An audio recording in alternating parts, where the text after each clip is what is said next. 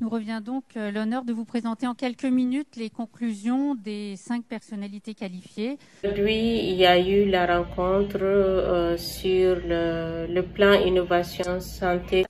Je suis très heureux qu'on puisse avoir cette session un peu exceptionnelle. Les facteurs qui influencent la santé, donc ils parlent sur les facteurs qui influencent la santé de manière directe et de manière indirecte.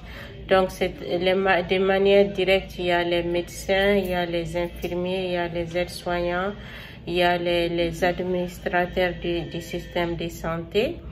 Et il y a les gens, les domaines qui affectent le système de santé de manière indirecte, tels que les financements. Il y a les financements, il y a les lois qui contrôlent ces organisations. En effet, a été préparé par 5 personnalités qualifiées au profil complémentaire. Le docteur Muriel Dahan, le professeur José Alain Sahel, madame Lise Santoro, le professeur Jean-Charles Soria qui est à côté de moi, et moi-même Agnès Audier.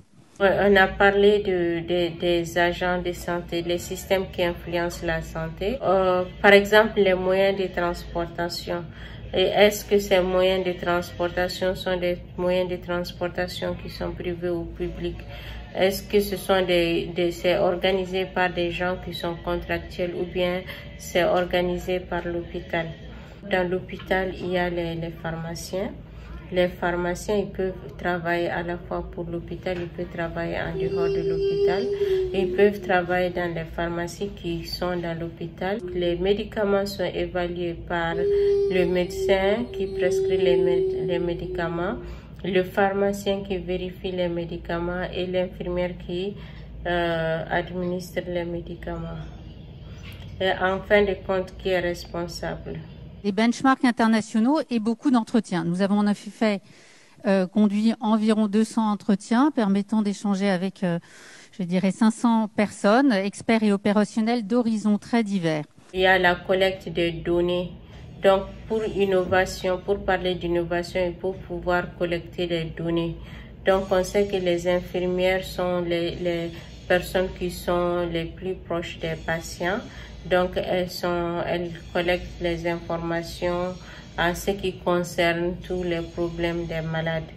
Donc, mais quand on parle de malades, quand on parle de santé, on ne parle pas seulement de malades hospitalisés ou d'hôpital plus université, mais on parle d'un système de santé. Le système de santé, il peut comprendre à la fois la santé publique et la santé privée. Des établissements de recherche, des associations de patients, des investisseurs, des parlementaires, des experts.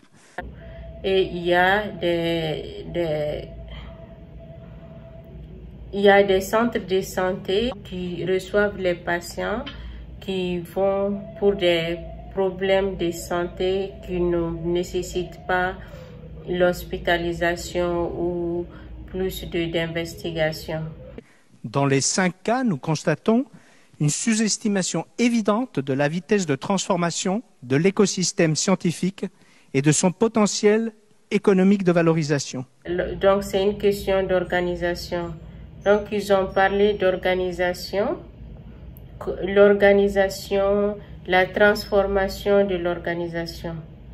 Donc, est-ce qu'on peut transformer une organisation? Cette situation a des conséquences graves, car les acteurs des innovations diagnostiques et thérapeutiques ont toute latitude dans un monde globalisé. Par exemple, c'est plus facile d'organiser, de transformer une petite organisation qu'une grande organisation. Mais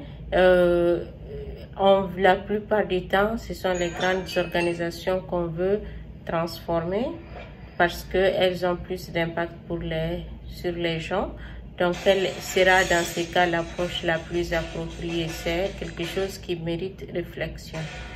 Il nous semble donc urgent de revoir de façon systémique tous les processus administratifs pour piloter de façon volontariste les délais et les rendre compétitifs vis-à-vis des autres pays et assurer une plus grande prévisibilité des décisions. Donc, il y a des choses comme l'identification de la valeur. Et on aurait pu faire mieux si on avait été mieux organisé, j'en suis sûr.